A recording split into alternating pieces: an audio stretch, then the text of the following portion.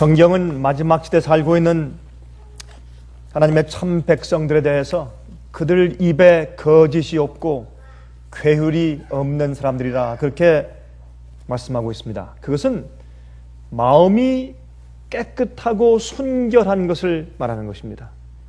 양심이 올바라진 것을 말하는 것입니다. 하나님 앞에 설 때 흠이 없다고 설명합니다. 그것이 어떻게 가능할까요?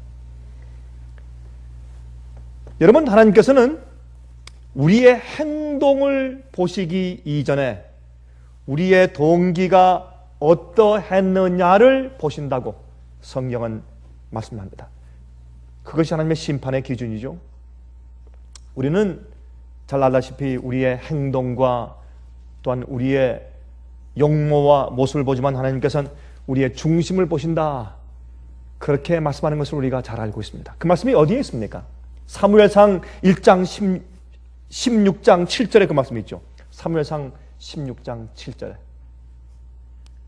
사무엘이 하나님께서 이제 이새 그 집에 가서 참 그 다윗을 뽑아서 거기에 이제 기름 붓게 하시기 위해서 보냈지 않습니까? 보냄을 받았습니다. 그때 가서 첫째 아들, 둘째 아들, 셋째 아들 용모가 아름답고 준수한 모습을 보면서 혹시 이 사람인가 했지만 주님께서 다 이제 제쳐놓고 목동 막내 아들 다윗에게 기름 부음을 주게 하시는 그런 경험 가운데서 다음과 같이 말씀하셨습니다. 여호와께서 사무엘에게 이르시되 그 용모와 신장을 보지 말라. 내가 이미 그를 버렸노라. 여기 참 흥미있는 말씀하세요. 여기에 이제 큰 아들을 보고 사무엘이 혹시 이자인가 했을 때 하나님께서 그의 용모와 신장을 보지 말라. 내가 이미 그를 버렸다. 참 의미심장한 이야기죠. 나의 보는 것은 사람과 같이 아니하니 사람은 외모를 보거니와 나 여호와는 중심을 보느니라 그랬습니다. 여기 하나님께서 이미 내가 그를 버렸다. 그렇게 말씀하신 것은 이제 그 뒤에 있는 말씀을 같이 엮어서 볼 때 그의 중심이 하나님께 올바로 서 있지 못하다 그런 말이겠죠. 이것은 우리에게 상당히 중요한 그런 이슈가 되지 않을 수가 없는 것입니다. 히브리 4장 12절에 말씀하기를 하나님 말씀은 살았고 운동력이 있어 좌우에 날선 어떤 검보다도 예리하여 혼과 영과 및 관절과 골수를 찔러 쪼개기까지 하며, 여기 보십시오. 혼과 영과 관절과 골수, 이것은 무슨 말일까요? 이것은 정말 우리 육체를 말하는 것일까요? 아니죠. 여기 혼과 영이라고 했습니다. 다시 말해서 우리 몸은 기계입니다. 그렇죠? 우리 몸은 우리 마음이 명령하는 것을 행할 수 있는 기계입니다. 우리가 이 컴퓨터를 하면서 우리 마음과 우리 몸의 그 관계에 대해서 참 많은 것을 우리가 이해하게 되었죠. 그렇죠? 컴퓨터에는 하드웨어가 있고 소프트웨어가 있습니다. 하드웨어는 눈에 보이는 것입니다. 이 손으로 만질 수 있고 또 갈아 끼울 수 있고 고칠 수 있는 것입니다. 근데 소프트웨어는 눈에 보이질 않습니다. 우리가 그것을 보면서 우리 육체와 영의 관계를 더 깊이 우리가 이해할 수 있게 되죠. 저는 이제 전도 세미나 할 때 제가 이 컴퓨터와 우리 몸의 관계와 영의 관계를 제가 자주 설명하곤 합니다만은, 여러분 참 흥미가 있어요. 이 소프트웨어는 보이지 않습니다. 근데 그것을 프로그램에서 집어넣어 놓으면 그는 눈에 보이지 않는 그 소프트웨어가 그 어디 속에 존재하느냐면 그 컴퓨터 칩 속에, 컴퓨터의 하드웨어, 눈에 보이고 만질 수 있고 꼈다 뺐다 할 수 있고 고칠 수 있고 하는 그런 하드웨어, 눈에 보이는 우리 만질 수 있는, 우리 육신으로 대표할 수 있는 그러한 하드웨어 속에 스며들어 있어요. 그 몸을 이용해서 존재해요. 마찬가지입니다. 우리의 영도, 우리의 혼도 우리 몸을 이용해서 몸 속에 배어 들어가 있어서 그것을 존재하는 것입니다. 우리 혼은, 우리 영과 혼과 몸이라고 말할 때 사도 바울은 무엇을 의미한 것입니까?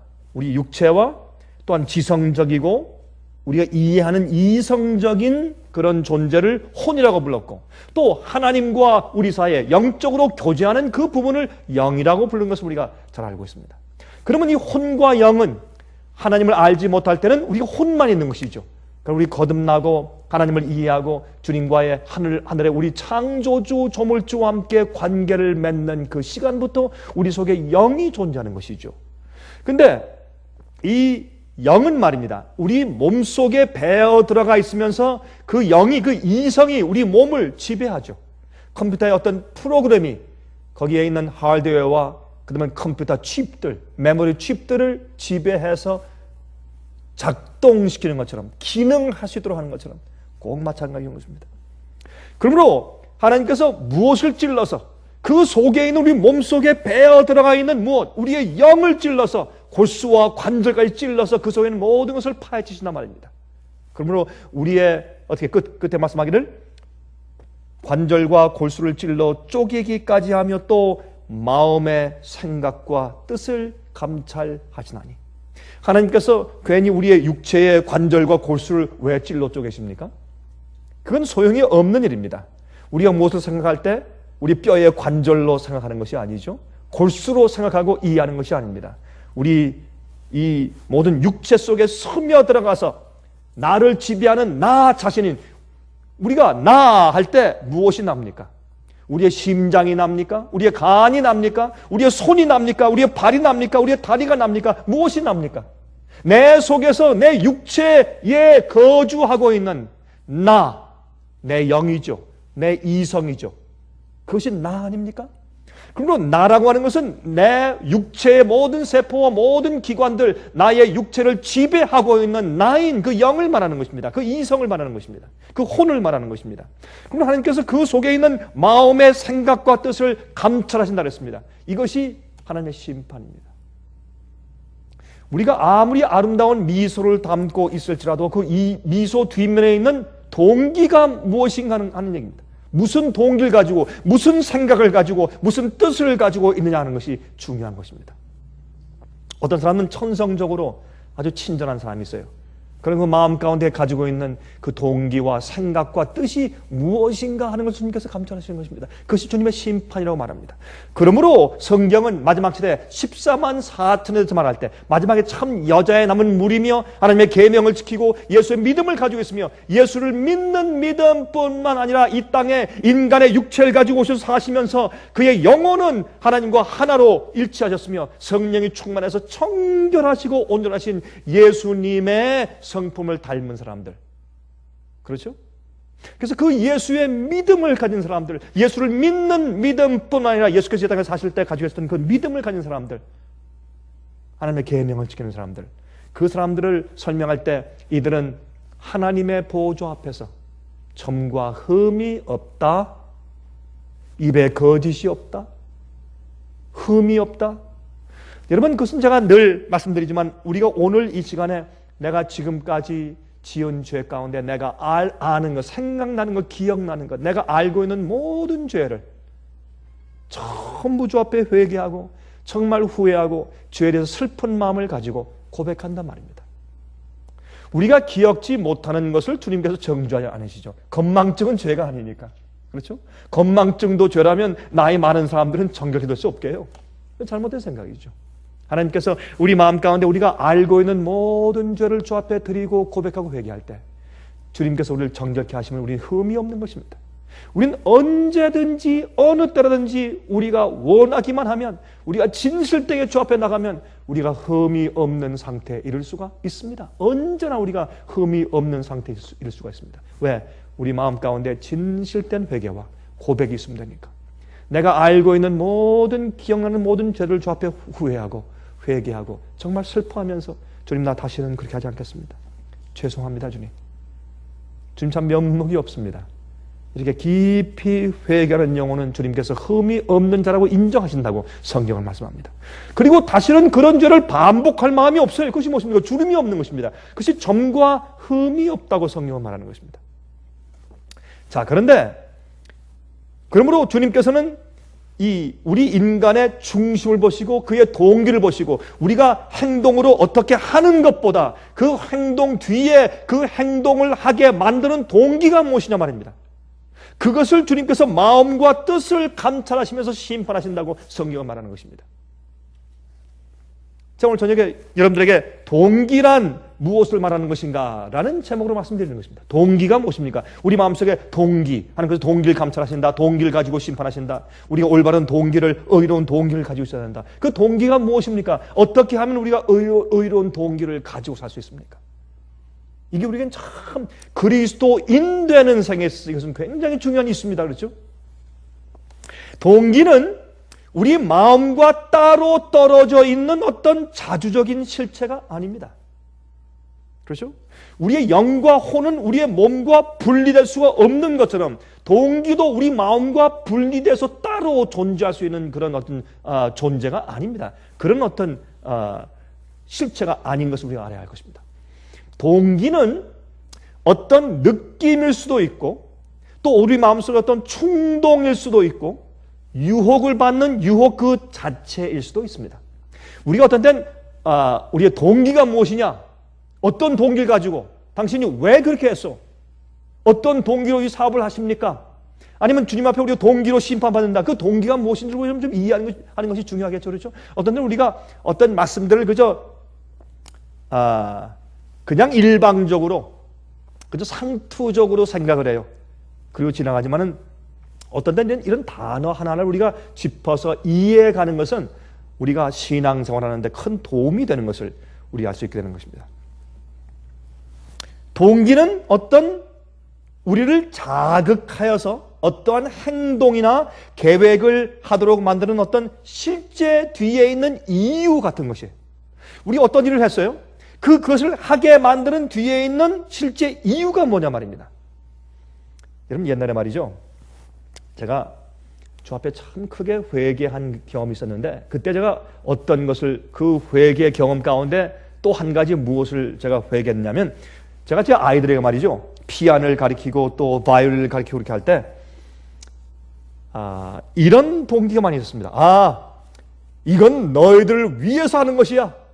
너희들이 커서 좀 피아노 잘 치고 또 바이올린 잘하고 한번 해봐. 얼마나 너희한테 유익이고 좋겠니? 이것은 너희를 위해서 하는 것이야. 그렇게 말을 했죠. 또 그것도 사실이죠. 그 사실 아닙니까? 사실이죠. 사실인데 어떤 동기가 숨어 있냐면 전 이 음악엔 좀 제가 귀가 좀 예민하지 않습니까? 전 어릴 때부터 음악에 대해서는 굉장히 예민해요. 어떤 빠른 악기를 들어도 그것이 악상으로 제 머리에 떠올랐으니까. 어떤 박자도 말이죠. 그러니까 굉장히 제가 음악에 예민했습니다. 그러니까 저희 아이들이 이제 악기를 연주하다가 조금이라도 잘못 건드려서 잘못 치면 그 잘못해서 다시 그러니까 이 아이들이 지겨운 겁니다. 이 아빠만 들어오면 말이죠. 물론 그 악기를 연주하는 게 이제 힘들지만은 아빠가 옆에 있다고 하는 것이 굉장히 부담되는 것입니다. 제가 잔소리를 많이 하니까. 근데 그렇게 하는 것은 그 제 마음속에 있는 그 동기 가운데 하나가 뭐냐면 자, 봐라. 크리스마스 음악회 할 때 교회에서 장로님들 아이들은 올라가서 참 멋있게 하는데 목사 아이가 올라가서 잘못하면 되겠어? 나아야지. 그런 동기가 제 마음속 깊숙이 숨어 있는 것입니다. 여러분 이런 것들이 우리가 어떤 일을 하는 데 있어서 굉장히 아름답고 좋은 선한 일로 보이고 주님의 사업을 하는 것처럼 보이지만은 그 뒤에 숨어있는 동기가 무엇이냐 말입니다. 나를 움직이고 푸시하고 밀어서 그 일을 하게 하는 뒤에 이유, 파워가 무엇이냐 말입니다. 하나님께서 그걸 보시고 심판하신단 말입니다. 그래서 우리가 하나님 앞에 서서 의롭다함을 받는다 하는 것은 내가 어떤 동기를 가지고 있는가 하는 것과 아주 밀접한 관계가 있는 것을 여러분께서 이해하실 것입니다. 동기는 우리의 타락된 본성 자체에서 우러나오거나 어떠한 습관 습관에서 돌출되는 생각일 수도 있습니다. 동기는 우리가 어떤 일을 갖다 자꾸 습관으로 자꾸 해오면 나중에 자연히 그런 마음을 가지고 그런 이기적인 아니면 그런 교만한 마음을 가지고 어떤 일을 하는데 아주 자연스러워져요. 그렇죠? 이 동기가 계속되면 습관이 되고 습관은 죄입니다. 잘못된 습관은 죄인 것을 우리가 알 수가 있지 않습니까? 동기는 어떤 때는 자기 자신도 느끼지 못할 정도로 깊숙이 숨어있는 생각이나 소원으로서 우리의 의지를 움직이는 힘이 동기입니다. 여러분, 이렇게 우리가 이 동기에 대해서 우리 자꾸 이렇게 따져서 보면 우리 마음이 어떻게 해야 주 앞에 정결케 될 수 있는가 하는 것을 이해하게 돼요. 그렇죠? 그리고 여러분과 제가 느끼는 느낌이나 생각 자체가 우리 마음속에 나의 의지를 움직이고 행동화하게 나를 푸시하는 힘일 수 있단 말이에요. 이게 얼마나 중요합니까? 그러면 우리가 이 동기를 어떻게 하면 의로운 동기로 바꿀 수 있을까요? 어떻게 그것이 가능합니까? 여러분, 죄인은 자기 스스로 의롭게 될 수 없다고 성경은 그렇게 선포합니다. 누가 표범이 자기의 반점을 없앨 수 있느냐? 얼굴 까만 사람이 자기 스스로 비누로 씻어서 하얗게 될 수 있느냐? 없을진저 너희도 너희 마음을 너희 스스로 정결케 할 수 없다 라고 말하는 것이 성경의 선포입니다. 그러면 어떻게 하면 우리가 우리 동기를 정결케 바꿀 수가 있습니까? 이렇게 이해하면 우리의 의의 경험과 우리의 구원의 경험이 무엇인지, 우리가 주님의 심판대 앞에 설 때 우리가 어떻게 의롭다 함을 받을 수 있는지에 대해서, 심판을 통과할 수 있는지에 대해서 우리가 배울 수 있게 되는 것입니다. 여러분, 이렇게 생각하면 우리가 점점 더 어떻게 돼요? 주 앞에 겸비하게 돼요.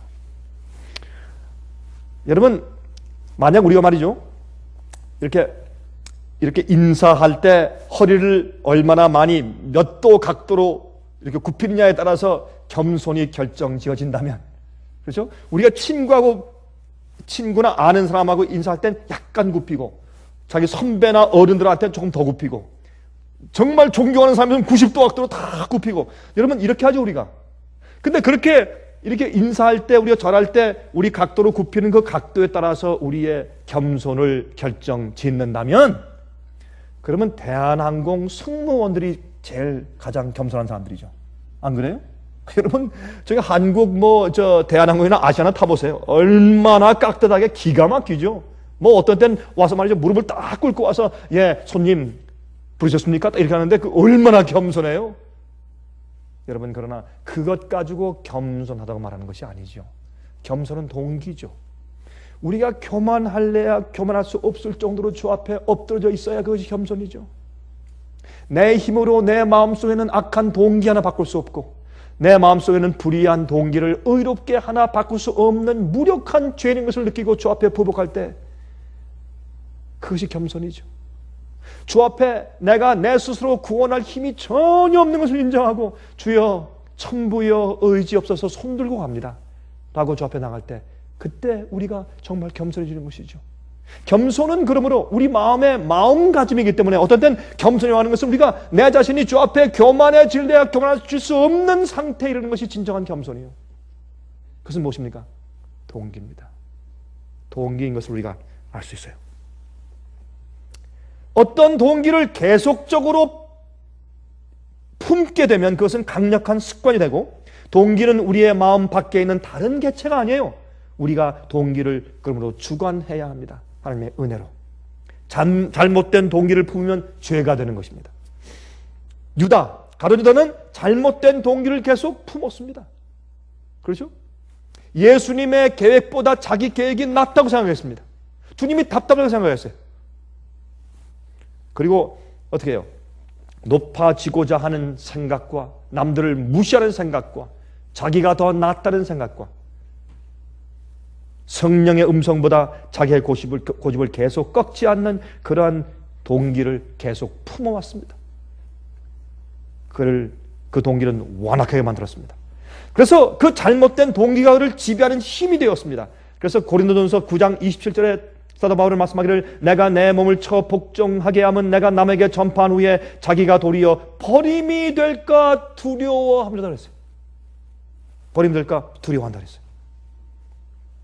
우리의 모든 것은 올바른 의지의 행동에 달려 있습니다. 올바른 의지의 행동에 달려있죠. 우리의 모든 것은.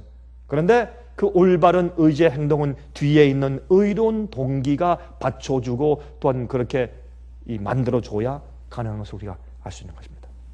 그런데 문제는 그것이 하나님의 은혜입니다. 그건 은혜로만 가능합니다. 우리의 힘으로 노력으로 것은 불가능합니다. 여러분, 그것을 이해할 때 우리가 주 앞에 늘 조아리게 되고 기도하게 되고, 그렇죠? 또한 주 앞에 마음을 바치게 되고 굴복하게 될 수밖에 없는 것입니다. 동기는 우리의 목적이에요. 우리가 살려는 목적, 우리가 어떤 목적을 가지고 살냐 말입니다. 어떤 목적을 가지고 나아가냐 말입니다. 동기는 우리의 목적입니다. 우리가 무엇을 하려고 하는 결심이에요. 선택하게 만드는 힘입니다. 우리가 올바른 의의 동기를 가지고 살면 의롭게 살게 만드는 충동을 가지게 합니다. 그렇죠? 의로운 동기는 다른 말로 바꾸어 말하면 의롭게 살려고 하는 마음의 충동이에요. 어떻게 그것이 죄의 본성을 가지고 있는 우리 속에서 자연적으로 올라오는 것일 수가 있겠어요? 안 되는 것입니다. 그렇죠? 의롭게 살고 의롭게 생각하고 의로운 일을 하고 또한 의로운 사업을 하려고 하는 그런 충동이 우리 마음속에 생기려면 어떻게 그것이 우리 스스로 생길 수 있냐 말이에요. 그것은 불가능하죠. 성경은 그것은 안 된다고 말했습니다. 육체 가운데 있는 자는 아무도 율법을 지키려고 하지도 않고 율법을 지킬 수도 없다고 선포해요. 그것이 로마서 8장 이야기죠.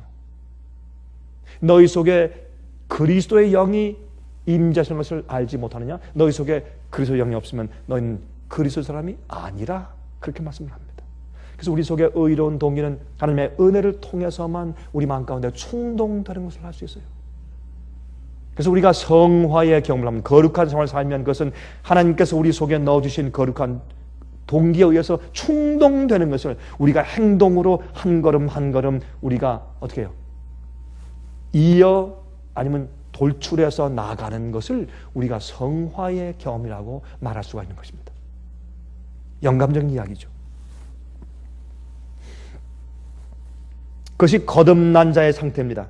의롭게 산다는 것은 의로운 목적이 주는 충동으로 산다는 뜻이에요. 내가 의로운 삶을 산다, 믿음으로 말미암아 의롭게 되었다. 무엇이에요? 우리 마음 가운데 동기가 의롭게 변한 것이에요. 그 동기의 충동 때문에 의로움이 좋고 주님의 계명이 좋고 하나님이 좋고 예수님이 감사하고 마음에 찬양하고 싶고 주님의 뜻대로 살고 싶고, 아무리 힘들고 어렵고 병이 생기고 고통이 오고 아무리 힘이 와도 주님의 뜻대로 살고 싶은 충동이 항상 내 마음 가운데 있고 주님의 뜻대로 살고 싶은 내 마음의 선택이 있는 것입니다. 그 의로운 충동 때문에 믿음으로 의롭게 살게 되죠.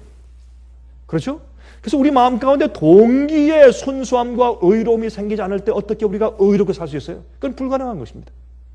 그래서 우리가 구원받는 믿음으로 말미암는 의를 얘기할 때 우리의 동기의 의로움도 반드시 포함해서 우리가 생각을 할 수 있어야 합니다. 그러므로 하나님의 말씀과 표준에 대한 자연적인 충동과 반응으로 살아가는 것입니다. 여러분, 요한복음 3장 16절 무엇입니까? 그 믿음이죠. 하나님이 세상을 이처럼 사랑하사, 얼마만큼 독생자 예수님을 포기하고 완전히 내어주실 정도로 사랑하사, 그렇죠? 누구든지 저를 믿는 자마다, 믿는 것은 무엇입니까? 우리가 시작한 것이 아닙니다.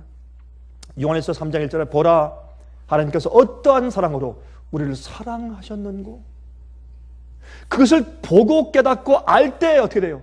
믿게 돼요. 믿음은 하나님께서 먼저 우리를 사랑하시고 지극하게 우리를 취급해 주신 그 사랑과 은혜를 보고서 감동하여서 생기는 나의 반응이 믿음이지, 내가 먼저 믿으려고 선택한 것이 아닙니다. 사람들에게 믿으라 할 필요가 없어요. 성령의 은혜와 하나님의 역사하심을 그가 이해하고 마음에 감동이 생겨야 자연히 그 마음 가운데 믿는 반응이 나오는 것입니다. 믿음은 하나님의 사랑에 대한 반응이지 내가 선택한 것이 아닙니다. 그러므로 어린 아이가, 신생아가 어머니가 계속 기저귀를 갈아주고 먹을 걸 먹이고 칭얼거릴 때 안아주고 무서우면 또 끌어안아주고 계속 사랑을 베푸니까 이 아이가 자기도 모르게 자연히 어머니를 신뢰하는 믿음을 배우게 되는 것처럼, 그래서 그 믿음 자체는 어머니의 사랑 때문에 자연히 생기는 선물인 것처럼 우리의 믿음이 그래서 선물인 것입니다. 하나님께서 우리에게 베푸신 사랑을 이해하고 감동될 때 내 속에서 나오는 반응이 믿음이기 때문에 그렇습니다.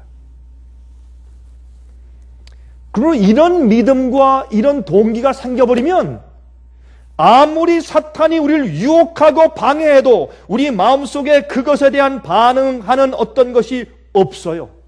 그러므로 마귀가 아무리 시험해도 소용이 없어요. 왜? 마귀가 혹시 다리를 걸어서 혹시 넘어지거나 쓰러지는 경험, 실수가 있을지 모르겠어요. 그러나 마음 가운데 의도적으로 마귀를 따라갈 마음이 없어요. 왜? 알기 때문에. 하나님께 대한 그 마음의 그 의로운 충동과 동기의 충동과 감사의 충동과 믿음의 충동이 반응이 있기 때문에 마귀가 아무리 유혹하고 아무리 애를 써도 거기에 맞장을 칠 수가 없어요. 그것이 의로운 삶입니다. 삶입니다. 맨날 죄를 보고 마귀 유혹을 보고 저거 하고 싶은데 하지 말아야지. 저거 좋은데 하지 말아야지. 이렇게 해가지고는 절대로 죄를 승리하는 경험이 있을 수가 없어요. 그러므로 하나님의 의의 동기가 매일 내 속에 심어져야 합니다. 성령의 그게 은혜예요. 그 은혜가 내 속에서 역사하지 않을 때 우리는 죄와 싸워 승리할 수 없고 우리는 마귀와 싸워서 유혹과 싸워서 이길 수가 없는 것입니다. 그것은 억지로 그런 것처럼 눈 감고 아웅하는 것입니다. 그래서 믿음으로 말미암는 의는 우리 마음 가운데 실제적인 의의 경험을 말하는 것이지 그저 위에서 뒤집어 씌워주는 것이 아닙니다. 그럴 수가 없습니다. 하나님의 뜻대로 살아가는 목적의식, 이 동기죠. 또 하나님을 기쁘시게 하고 싶은 동기죠. 그것이 하나님께 영광을 돌리며 살게 만드는데 그것이 무엇입니까? 우리 마음 가운데 의에 대한 소원이에요. 죄를 미워하고 의를 사랑하는 우리 마음 가운데 소원이에요. 충동이에요. 자, 우리 창세기 3장 15절 보십시다. 우리 여러분 잘 아시지 않습니까? 한번 펴서 보십시다. 창세기 3장 15절. 어떤 말씀이 기록되어 있어요? 한번 보실까요? 창세기 3장 15절. 내가 너로 여자와 원수가 되게 하고 너희의 후손도 여자의 후손과 원수가 되게 하려니 여자의 후손은 내 머리를 상하게 할 것이요 너는 그의 발꿈치를 상하게 할 것이니라 하시고, 이것은 예수님께서 마귀에게 지금 어떻게 해요? 저주를 선고하시는 그런 이 말씀이에요. 먼저 어떻게 해요? 아담과 해와에게 이야기하시고, 그렇죠? 아니요, 아담과 해와는 그 다음에 말씀하시죠. 그러나 이제 제일 먼저 이제 뱀에게 하나님께서 말씀하십니다. 왜? 뱀이 꼬이는 일을 제일 먼저 했으니까. 사탄에게. 사탄의 범죄와 반역을 지금 말씀하시면서 어떻게 했습니까? 너는 앞으로 여자의 후손과, 여자의 후손은 물론 해와의 자손들을 말하는 것이죠. 그러나 더 나아가서 예수님을 아는 예수님과 또한 예수님의 후손들, 여자의 후손들. 그래서 요한계시록에 이 여자의 후손이라는 말을 받아가지고 어떻게 말합니까? 하나님의 계명을 지키며 예수의 믿음을 가진 백성들 한 무리라고 말하지 않습니까? 여자의 남은 무리, 여자의 후손. 그러니까 이 여자의 후손들의 특징은 무엇입니까? 마귀와 그들 사이에 무엇이 있어요? 원수 관계예요. 이것을 영어 성경에는 I will put an enmity between them. 나는 여자의 후손과 뱀의 후손, 다시 말해서 마귀와 악령들과 마귀의 악한 천사들과 또한 예수님과 그의 후손들과 거듭난 자들과 사이에, 또 마귀의 후손들인 악한 거듭나지 않은 사람들과 거듭나고 주님의 뜻대로 사는 주의 여자의 남은 백성들과 사이에 무엇이 있어요? 원수된 관계가 있어요. 그러니까 마귀와, 쉽게 얘기하면 마귀와 죄와 반역과 주님의 의로운 백성들 사이에 무엇을 두시는가? 원수 관계를 맺게 하시는데 이것을 뭐라고 합니까? 그래서 I will put an enmity between them. 나는 그 둘 사이에 적개심을 둘 것이라. 이것이 하나님의 은혜입니다. 이것이 은혜예요. 우리를 의롭게 하고 주님 말씀대로 의롭게 살 수 있게 만드는 원동력이 여기에 있습니다. 우리 동기 속에, 우리의 마음 속에, 우리 생각 속에 무엇이 있습니까? 죄를 미워하고 마귀를 미워하고 악한 것을 미워하고 계명을 어기는 것을 미워하고 그 미워하는 마음이 있어요. 적개심이 있어요. 그것은 여러분과 제가 10년, 20년, 50년 동안 기도하고 금식하고 아무리 애를 써서 돌을 닦아도 우리 마음속에 생기는 것이 아닙니다. 그렇다면 저기 불교에서 말이죠, 가서 돌을 닦는 거, 선, 그렇죠? 그 선의 사상, 그러면 우리가 하늘 백성이 될 수 있는 그런 마음이 생기겠네요? 아닙니다. 우리는 우리 마음을 비우는 것이 아닙니다. 마음을 비우는 것이 아니라, 여러분, 세상에서 말하는 돌을 닦는 것과 우리가 기도하는 것은 큰 큰 차이가 있어요. 여러분 잘못 오해하시면 안 돼요. 큰 차이가 있어요. 오해하시면 안 돼요. 돌을 닦는 것은 우리 마음을 비우는 것입니다. 기도하는 것은 우리 마음의 무엇을 채우는 것입니다. 차이가 있어요. 우리 마음을 비워서 하는 것이 아니라 우리 마음속에 하나님의 영을 채우고 주의 말씀과 진리를 채워서 내 동기를 의롭게 만드는 것입니다. 그것이 성령의 역사입니다. 그것이 성령의 은혜입니다. 여러분 그래서 로마서 5장에 보면 어떻게 해요? 죄가 너희 속에 왕노릇한 것처럼 이제는 은혜가 너희 속에 왕노릇한다. 그러므로 죄도 파워지만 성령의 역사인 은혜도 파워예요. 우리 속에서 그러한 동기와 그런 하나님의 뜻대로 살고 싶은 그런 충동을 우리 마음 가운데 일으켜 주심으로 의롭게 살 수 있게 만들어 주시는 것입니다. 그러므로 죄와 마귀에 대해서 반역에 대해서 우리 마음 가운데 미워하는 적개심을 주의 은혜로 넣어 주신단 말입니다. 그것이 제일 먼저 창세기 3장 15절에 기록한 구속의 문제에 말씀하신 것입니다. 이것이 우리의 구원의 문제의 기초입니다. 이것을 우리가 이해하지 못하면 우리가 믿음으로 말미암는 의의 기초를 오해하는 것입니다. 그럼 우리가 어떻게 되겠습니까? 주님의 은혜를 구해야 합니다. 그 아름다운 의의 동기를 구해야 합니다. 그걸 자꾸 구해서 그것이 내 속에서 충동질 되지 않으면 우리가 살 수가 없습니다. 우리 견딜 수가 없고 이길 수가 없습니다. 이 동기에 대한 이해는 얼마나 중요한지 모르겠습니다. 여러분 그리고 또 우리가 하나 이해될 것은 거듭난 다음에 이런 동기가 바뀌는 것이고 새로운 소원이 생기는 것이고 새로운 선택을 하게 되는 것이고 이렇게 해서 우리가 과거에 좋아하던 옛사람이 좋아하던 것을 우리가 다시는 원치 않고 미워하게 되는 것입니다. 여러분 성경은 어떻게 말해요? 에베소 4장 22절부터 24절을 보시면 다음과 같이 말씀하세요. 너희는 유혹의 욕심을 따라 썩어져가는 구습을 쫓는 옛사람을 벗어버리고 오직 심령으로 새롭게 되어 하나님을 따라 의와 진리의 거룩함으로 지으심을 받은 새 사람을 입으라. 여러분 새 사람을 입는데 어떻게 입는 것이에요? 우리가 거듭나면 어떻게 돼요? 우리의 뻐드렁니가 똑바라져요? 우리의 삐뚤어진 코가 똑바라집니까? 우리의 죽은 깨가 다 없어집니까? 혹이 없어져요? 뭐가 없어져요? 똑같아요. 생김이 똑같고 똑같지만 무엇이 달라져요? 우리 마음의 동기가 바뀌어요. 우리의 소원이 바뀌어요. 그렇죠? 우리의 뜻이 바뀌어요. 우리의 선택이 바뀌고 우리 마음이 바뀌어요. 그것이 거듭나는 것이죠. 어떻게 됩니까? 매일매일 주님의 의가 성령의 은혜가 우리 속에 그것을 공급해 주셔야 합니다. 그것이 우리가 매일 받는 은혜입니다. 나누어 주는 의, 매일매일 나누음을 받아야 합니다. 제일 처음에 의롭게 만들어주는 입혀주신 의를 있습니까? 그럼 더 매일매일 나누어 주신 그 의를 받아야 합니다. 그것은 우리 마음 가운데 소원이 있어야 합니다. 그걸 위해 기도해야 할 것입니다. 내 속에 어떻게 의가 생기며 어떻게 의가 유지되어 나가는지에 대한 나의 이해가 분명해야 합니다. 신학이라는 것은 중요해. 신학. 잘못된 신학을 가리키는 건 문제지. 신학은 theology가 뭐예요? 하나님께 대한 연구가 신학이에요. 근데 요즘에 신학이 잘못돼서 많은 경우에 잘못 가르쳐요. 사람들이 구원의 경험이 잘못되어 있어요. 그러나 우리가 성경적으로 이것을 이해할 때 우리가 올바른 신학을 이해하게 되는 것입니다. 그래서 이거 신비죠. 구원은 신비예요. 구원은 이해할 수가 없어요. 여러분 이 세상에 뭐 두 가지 신비가 있죠. 불법의 비밀과 경건의 비밀. 마귀의 역사, 죄의 역사, 신비가 참 이상해. 어떻게 사람들이 그렇게 악랄한 짓을 할 수 있을까? 어쩌면 그렇게 악한 일을 할 수 있을까? 예? 어떤 때 말이죠. 신문이나 어떤 때 인터넷에 보면 사람들이 어쩌면 저렇게 이건 뭐 악한 짓이 아니야. 악랄한 짓이에요. 있을 수 인간이 이런 짓을 할 수가 없어요. 이건 짐승만도 못하지. 무시무시한 일을 해요. 어떻게 저렇게 할 수 있을까? 이 불법의 비밀, 죄의 비밀, 마귀의 비밀도 참 그 비밀, 신비에, 신기에 이해할 수가 없어요. 그러나 예수님의 비밀, 경건의 비밀, 우리를 구원하시는 비밀, 성령 역사의 비밀, 그것도 신비요. 참 이상해. 어떻게 우리 같은 자가 주 앞에 기도하고 눈물을 흘리면 우리 마음의 동기가 바뀔까요? 어쩌면 우리의 의의 동기가 바뀌어 우리 마음이 다 달라질까요? 우리 마음의 악한 생각이 어떻게 사라질 수 있을까요? 어떻게 의롭고 아름다운 동기로 대치될까요? 어떻게 우리 마음 가운데 그렇게 의를 사랑하고 주의 뜻대로 살고 싶은 마음이 올라올까요?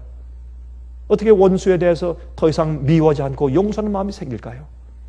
예? 그 좋아하던 옛날에 옛사람의 습관을 미워하고 이젠 등을 돌리고 의를 사랑하는 그런 마음이 어떻게 생길 수 있을까요? 이것은 신비입니다. 성령의 은혜 역사인 것을 우리가 알 수 있는 것입니다. 여러분, 마약을 하는 청년이 어떻게 합니까? 그 마약은 자기 몸에 흥분을 가져두고 기분 좋게 만들어요. 그냥 원해요. 거짓 평안을 갖게 해요. 굉장히 골치 아프고 스트레스가 많은 청년이 말이죠. 그 마약을 딱 하면 기분이 좋아요. 제가요, 제 왼쪽 이 손목 뼈가 부러졌을 때, 제가 한 2달 동안 고생하지 않습니까? 이게 꺾어졌으니까, 이 의사가 말이죠. 이렇게 와서 이렇게 가만히 이렇게 엑스레이 찍고 보더니, it's bad fracture. 아주 나쁘게 꺾어졌대, 부러졌대, 이 손목이. 가만히 살펴보더니, 이렇게 딱 묶어서 이렇게 놓고, 그 다음에 이제 간호원 가운데 제일 등치키고 힘센 간호원을 불러오더라고요. 저는 왜 그런지 몰랐어요. 왜 이렇게 힘센 간호원을 불러오나. 저보다 등치가 더 커요. 큰 여자가 오더니 제 어깨를 꽉 붙잡고, 그 다음에 여기 이제 주사를 놓고서, 물론 이제 몽은 주사를 좀 마취 주사를 놨죠. 그 다음에 이걸 잡아 당기는데, 와, 마취를 줬는데 아프더라고요. 제가 막 좌절될 것 같아요. 이걸 그 부러진 뼈를 당겨가지고 맞추는 거예요. 이렇게. 이 옆에다 딱 이렇게 이제 엑스레이 머신을 갖다 놓고 스크린 보면서 당겨가지고 맞추는 거예요, 이제. 맞추고, 그 다음에 여기 이제, 이제 의사가 와서 말이죠. 드릴을 가지고, 그건 뭐라 그래요? 그 전기 드릴이잖아요. 이 돌리는 거. 그걸 가졌는데, 여러분, 이 정형외과 가면요. 이게 다 목공소예요. 목공소, 철공소예요. 거기 다른 데가 목공소예요. 거기가 목공소예요. 이거 와가지고 그걸 전기 들어가지고 제 앞에 와가지고 징징 이렇게 이제 또 연습을 해봐요. 이거 되는지 안 되는지 징. 저 얼마나 까불어치겠어요. 이건 뭐야? 지금 뼈를 뚫는데 제 눈 보는 눈 앞에서 그냥 막 뼈를 뚫어서 이렇게 구멍을 뚫은 다음에 거기에 이제 쇠 심지를 박아요. 이렇게 이쪽도 박고 쇠로 이렇게 다리를 딱 해서 움직이지 못하게 이렇게 고정시켜 놓고. 그러니 제가 그다음부터 제가 잠을 잘 수 있어요. 아파서. 이 아프니까 도무지 잠을 잘 수가 없고 단 몇 분도 견딜 수가 없어요. 이 진통제 약을 안 먹으면요 못 견뎌요. 그런데 참 재밌는 것은 말이죠. 그 진통제가 그 마약에 속한 거거든요. 그게 진통제를 딱 먹으면 말이죠. 이상하게 아프긴 아픈데 아파서 죽겠다 그런 마음이 싹 없어서 그래요.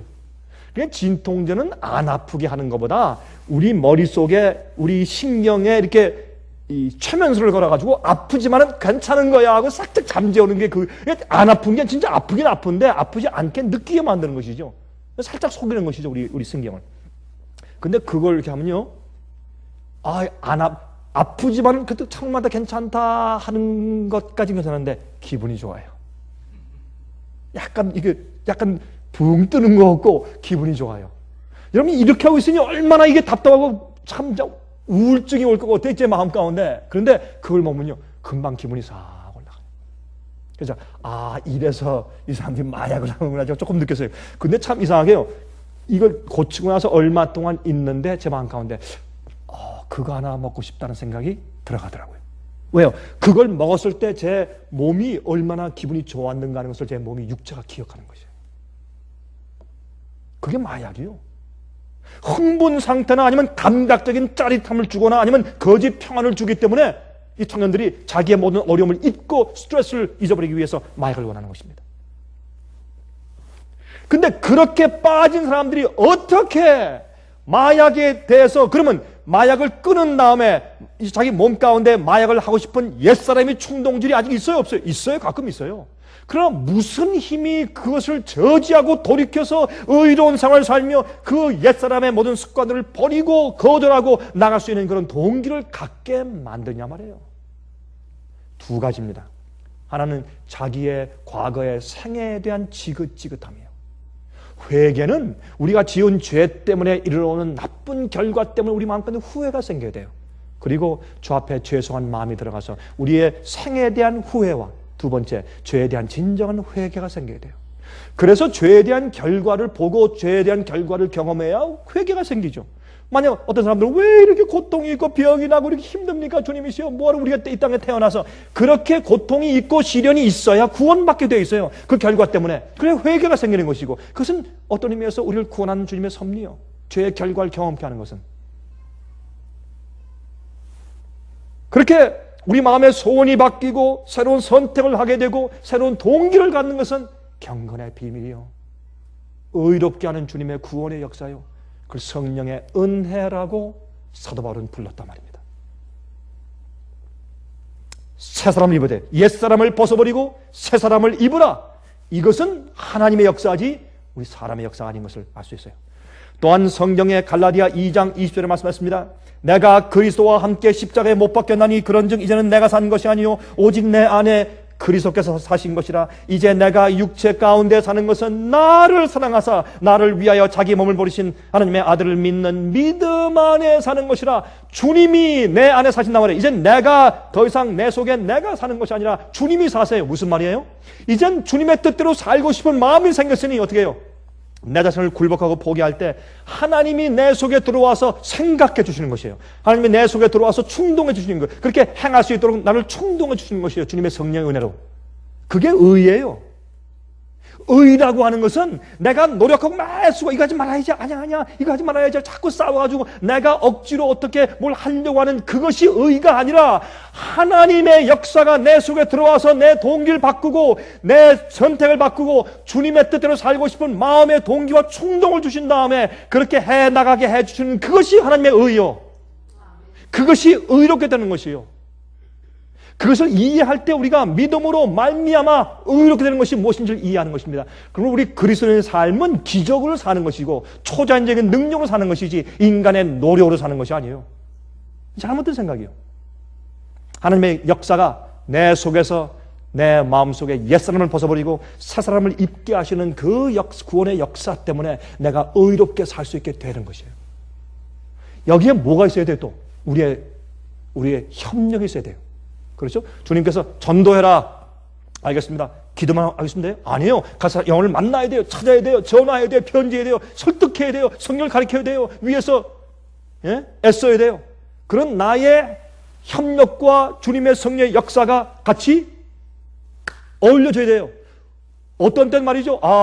주님께서 다 하신다? 그럼 알았다. 난 가만히 있자. 그것이 아니에요. 내가 그렇게 하려고 내 몸을 가져가야죠. 기도는 누가 하는 것이요? 내가 하는 것이에요. 성령 말씀은 누가 있는 것이요? 내가 있는 것이요. 내가 의를 행하고 내가 이것은 먹지 말고 저것은 먹어야 되겠다. 이렇게 해야 되겠다. 안 해야 되겠다 하는 것을 내가 선택하는 것이요. 그 나의 선택과 나의 협력이 반드시 필요하지만은 그러나 결정적으로 내 마음 가운데 의의 동기를 심어주고 그런 충동을 주는 것은 하나님이시란 말이에요. 그러나 내가 그것을 받기를 내가 원해야 돼요. 선택해야 돼요. 주님 내게 그것을 주십시오. 난 안 됩니다. 난 아무래도 안 됩니다. 난 죄인입니다. 날 불쌍히 해주십시오. 주님이시여. 날 구원해 주십시오. 이 함정에서 건져주십시오. 하는 선택은 내가 하는 것이에요. 주님이 해주시는 것이 아니에요.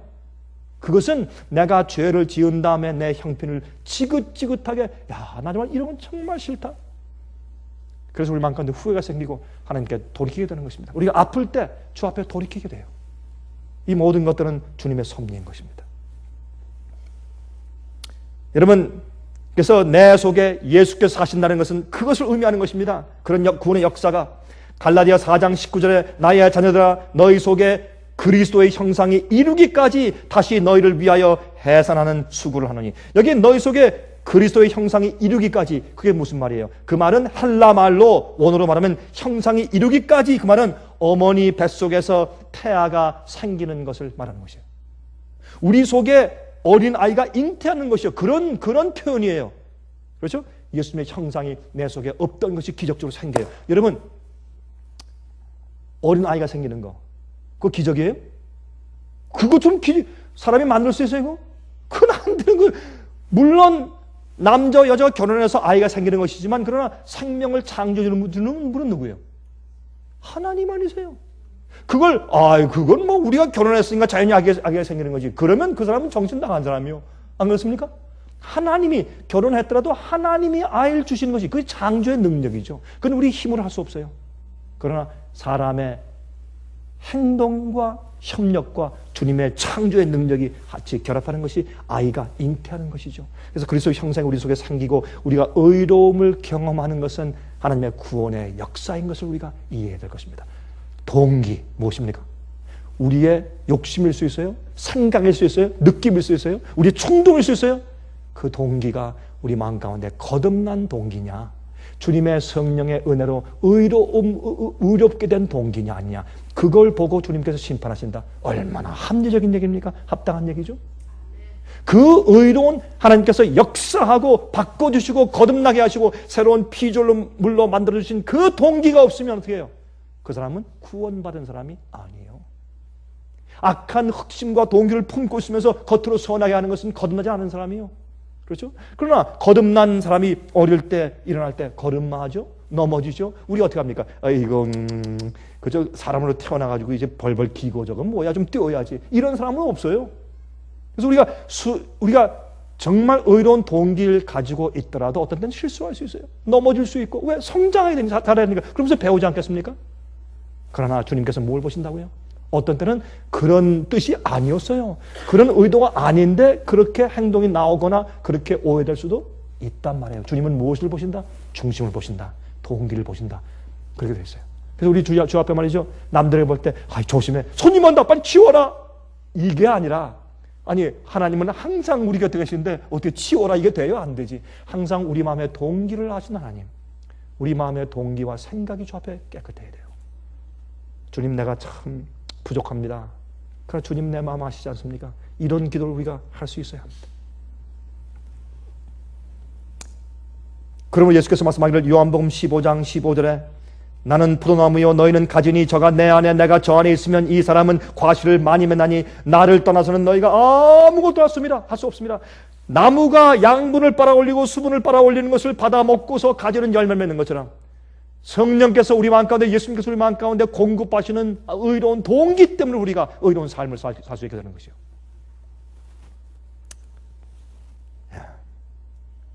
그래서 로마서 8장 9절부터 11절 보시면 그런 말씀이 있어요.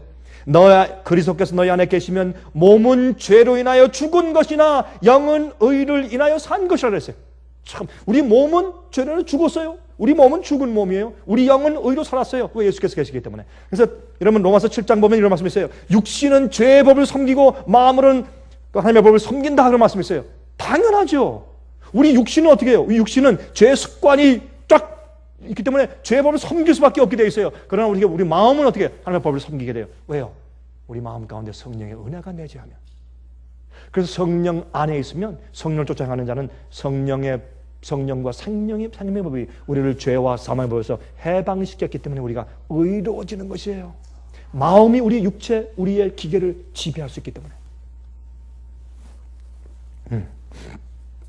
자, 베드로후서 1장 4절 이로써 그 보배롭고 지극히 큰 약속을 우리에게 주사 이 약속으로 말미암아 너희로 정욕을 인하여 세상에서 썩어질 것을 피하여 신의 성품에 참여하는 자가 되게 하려 하셨으니 신의 성품이 어떻게 참여해요? 신의 성품이 뭐예요? 하나님의 생각 아니에요? 하나님의 느낌 아니에요? 하나님의 어떠하심 아니에요? 그 신의 성품을 우리가 참여해. 어떻게 해요? 성령의 은혜가 내 속에서 의로운 동기를 주셨으니 우리가 자연히 신의 성품에 동참하는 자가 되는 거 아니겠어요?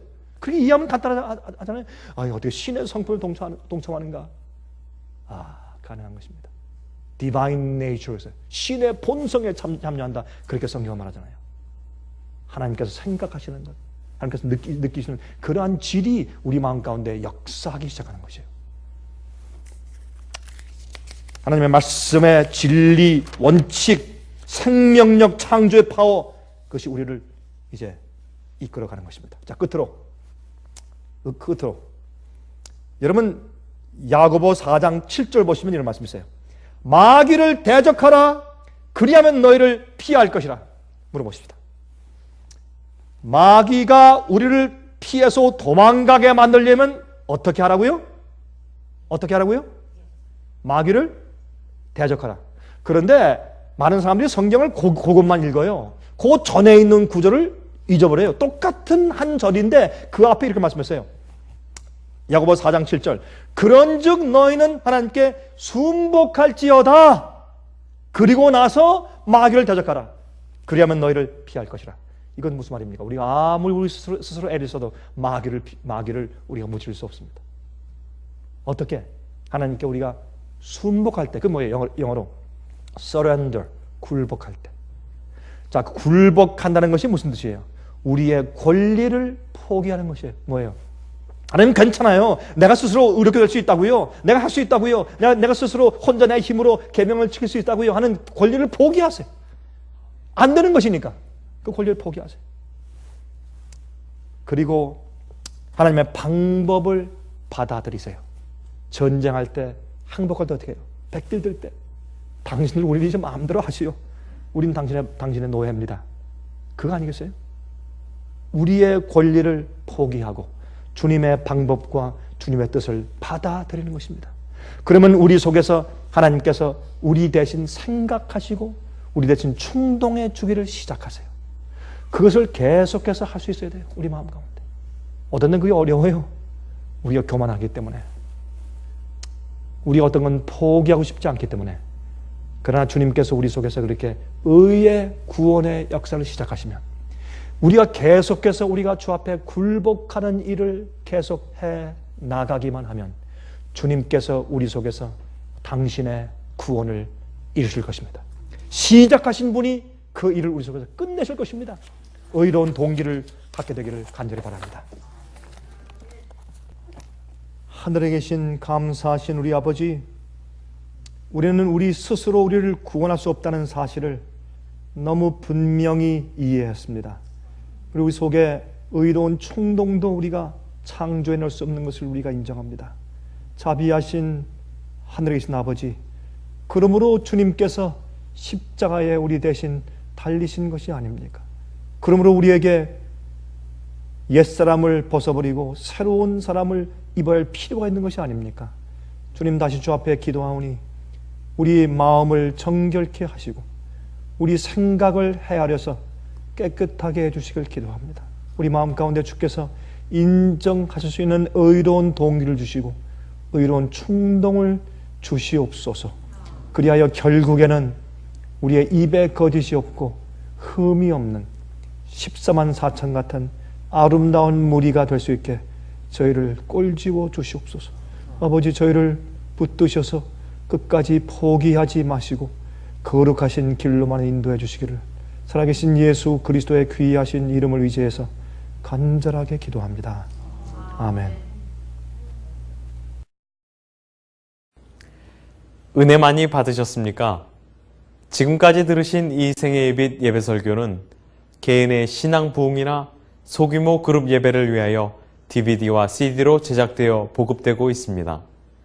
생애 예빛 예배 설교 테이프를 원하시는 분들은 1-877-704-1004 1004번으로 전화하여 주시기 바랍니다.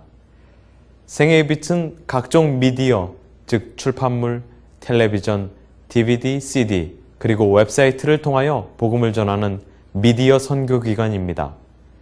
생애 빛에서 이루어지는 선교 사업을 크게 7가지로 나누어 소개하면 다음과 같습니다. 첫째로, 생애 빛은 가정과 건강과 참된 신앙을 소개하는 월간지 살아남는 이들을 매달 발간하고 있습니다. 가정과 건강 문제뿐만 아니라 참된 신앙과 성경에 나타나 있는 중요한 진리들에 대하여 매달 깊이 있게 다루는 최고의 신앙지입니다. 둘째로, 생애 빛은 미국의 주요 도시에서 텔레비전 선교 방송을 하고 있습니다. 많은 분들은 생애 빛 선교 방송을 통하여 복음을 발견하고 새로운 생애를 살아가고 있습니다.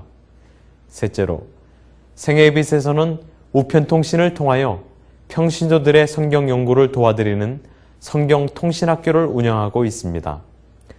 성경에 나타나 있는 중요한 문제들에 대하여 체계 있게 공부하기를 원하시는 분들은 성경 연구 단기 코스와 계시록을 통한 성경 교리 연구, 또한 요한계시록 연구 과목을 신청하시기 바랍니다.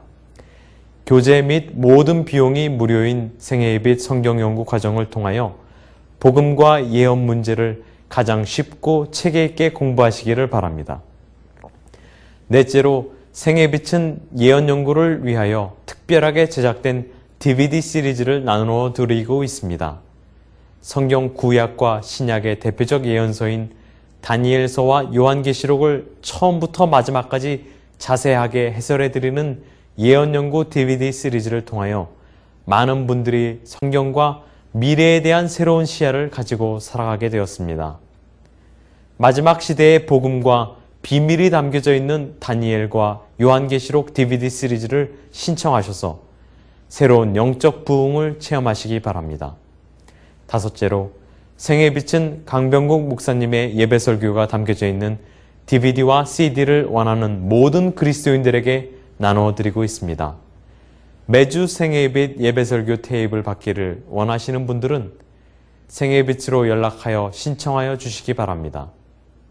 여섯째로, 저희 생애빛 선교센터에서는 성경 신구약의 모든 진리를 요약하여 각 주제별로 소책자를 만들어 놓았습니다. 이 책자는 오류가 난무하는 혼돈스러운 세상에서 여러분들을 정확한 하나님의 말씀의 길로 안내해 드릴 것입니다. 이 소책자를 신청하시려면 생애예배 뉴욕 지부로 신청해야 하는데, 뉴욕 지부의 번호는 1-888-881-1004, 1-888-881-1004, 1004번입니다. 끝으로 생애예배 선교 사업에 대해서 좀 더 자세하게 알기를 원하시는 분들은 웹사이트 www.sostv.net을 방문하시기 바랍니다. 생애예배 웹사이트에는 지금까지 나온 모든 월간지와 DVD, 텔레비전 방송물들을 누구나 무료로 보실 수 있도록 준비되어 있습니다. 지금까지 소개해드린 생애예배 선교 교재들 중에서 원하시는 책자나 테이프 있으시면 무료 전화 1-877-704-1004, 1-877-704-1004, 1004번으로 신청하여 주시기 바랍니다. 미국 동부 시간으로 월요일부터 금요일까지 9시에서 5시 사이에 전화해 주시기 바랍니다. 그럼 다음 시간까지 안녕히 계세요.